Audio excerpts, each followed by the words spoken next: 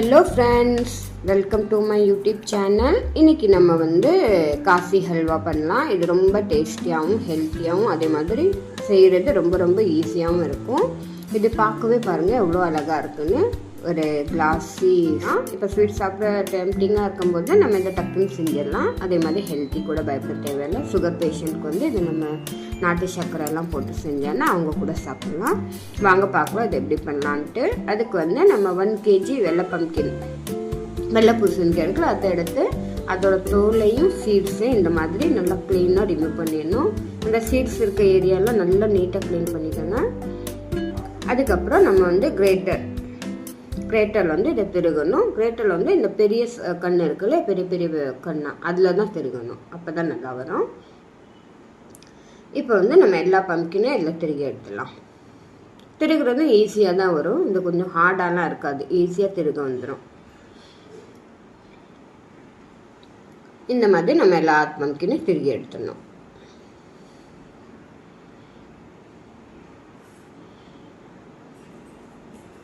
இப்போ அடிக்கடி நம்ம இதெல்லாம் பண்ணி சாப்பிடலாம் பயப்படாமல். இப்போ இதை திருகினதுக்கப்புறம் பாருங்கள் இந்த மாதிரி இருக்குது. இப்போ இதில் இருக்க நம்ம தண்ணி எடுக்கணும். இதில் இருக்க ஜூஸு தண்ணியை எடுத்துடணும் பிழிஞ்சு.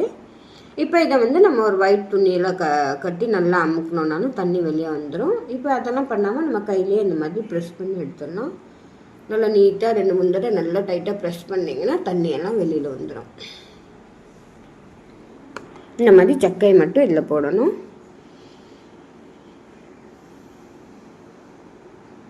நல்லா டைட்டாக தண்ணியை பிழிஞ்சு எடுத்துருங்க. ஏன்னா இது நீர்க்காய், இதில் ஃபுல்லாக நிறைய தண்ணி இருக்கும். ஈஸியாக பிழிஞ்சா வெளியில் வந்துடும்.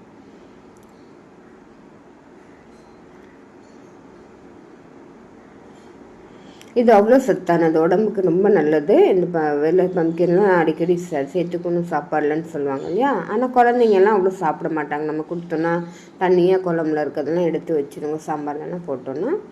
இந்த மாதிரிலாம் செஞ்சு கொடுங்க, லைக் பண்ணி சாப்பிடுவாங்க. இப்போ பாருங்கள், சக்கை ஒரு 400 கிராம் இருக்குது. அப்புறம் இதில் இருக்க ஜூஸ் இது ஒரு 1/2 லிட்டர் கிட்ட நமக்கு ஜூஸ் கிடச்சிருக்கு. இதில் இந்த ஜூஸையும் வேஸ்ட் பண்ணாமல் நம்ம சப்பாத்தி மாவுலேயே தோசை மாவுலேயே கலந்துக்கலாம். இப்போ நெய் சூடு பண்ணணும்.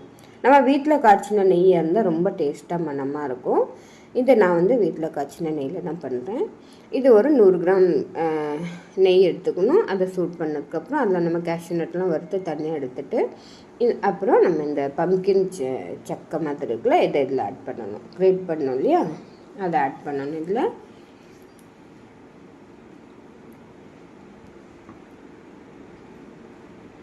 எல்லாத்தையும் போட்டு இப்போ நம்ம வதக்கணும். இதில் நெய்யெல்லாம் நிறைய விடணும் அப்படியெல்லாம் எந்த ஒரு டென்ஷனும் கிடையாது. 100 கிராம் நெய் இருந்தால் போதும்.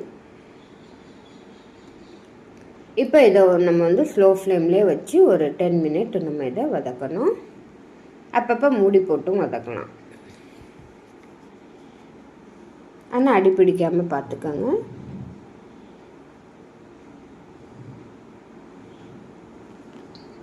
அப்பப்போ கிண்டி விட்டுட்டே இருங்க.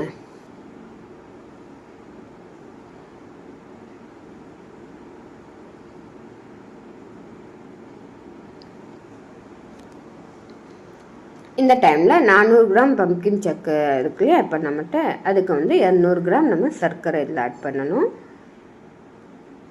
இப்போ சர்க்கரை போட்டோன்னா இது இன்னும் கொஞ்சம் தண்ணியாக ஒரு மாதிரி லிக்விட் மாதிரி ஆயிரும். மறுபடியும் 10 மினிட் இதை நம்ம அதே சர்க்கரை இதிலே வதக்கணும். அப்போ தான் டேஸ்ட் ரொம்ப நல்லாயிருக்கும். பாருங்கள், ஒரு மாதிரி தண்ணி மாதிரி ஆகிட்டுருக்கு. மறுபடி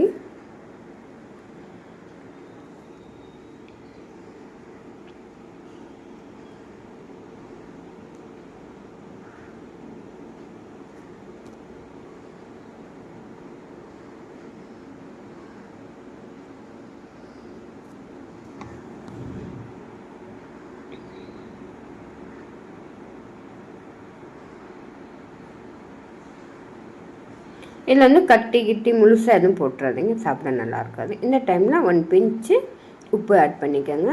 உப்பு பேலன்ஸ்டாக இருக்கும். நமக்கு ஸ்வீட்டெல்லாம் பண்ணும்போது ஒரு பிஞ்சு உப்பு ஆட் பண்ணணும்.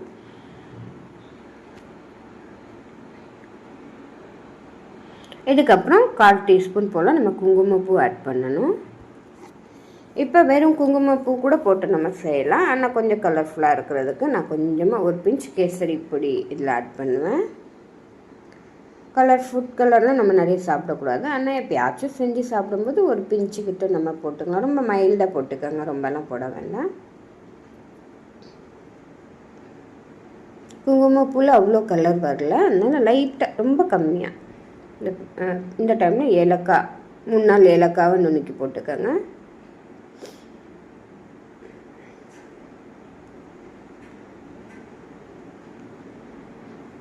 அதுக்கப்புறம் கொஞ்சமாக கலர் ஒரு பிஞ்சோட கம்மியாக கூட போடலாம். லைட் மைல்டு ஆரஞ்சு கலர் கொடுக்கும், பார்க்க அழகாக இருக்கும். அதனால லைட்டாக போட்டிருக்கேன்.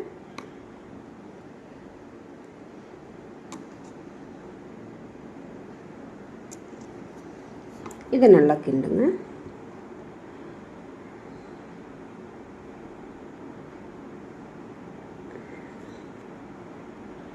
இந்த தண்ணி கொஞ்சம் கொஞ்சமாக வத்திருச்சு நல்லா.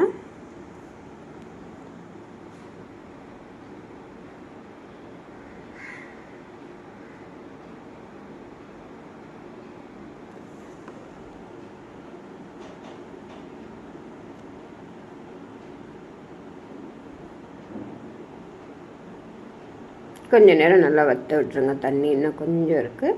இந்த டைமில் நம்ம வறுத்து வச்ச நட்ஸ் எல்லாம் இதில் ஆட் பண்ணிக்கலாம்.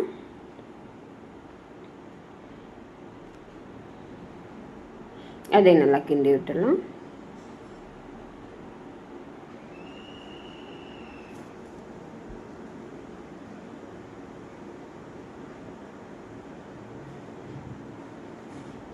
அவ்வளோதான், நம்ம halwa ready. Tasty, healthy and super halwa ready. இதை நீங்களும் வீட்டில் கண்டிப்பாக ட்ரை பண்ணுங்கள் ஃப்ரெண்ட்ஸ்.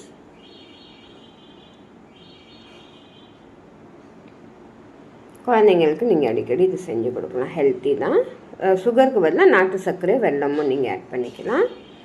அவ்வளோதான், இந்த வீடியோ இதோட முடிய போகுது. நீங்கள் எப்போவுமே நம்ம எந்த ஸ்வீட் பண்ணாலும் இப்போ சாமி நம்பிக்கை இருக்கவங்க ஃபஸ்ட்டு இது கொஞ்சோண்டு சாமிக்கு எடுத்து வச்சுக்கோங்க. ஒரு பவுல் தனியாக வச்சுக்கோங்க. அதில் எடுத்து சாமிக்கு வச்சுக்குவேன். அதுக்கப்புறம் நம்ம சர்வ் பண்ணி சாப்பிட்லாம். என்னோட இந்த வீடியோ உங்களுக்கு பிடிச்சிருந்தா லைக் பண்ணுங்கள், ஷேர் பண்ணுங்கள், மறக்காமல் சப்ஸ்கிரைப் பண்ணுங்கள். என்னோட சேனலுக்கு சப்போர்ட் பண்ணுங்கள் ஃப்ரெண்ட்ஸ். ஓகே, பாய்.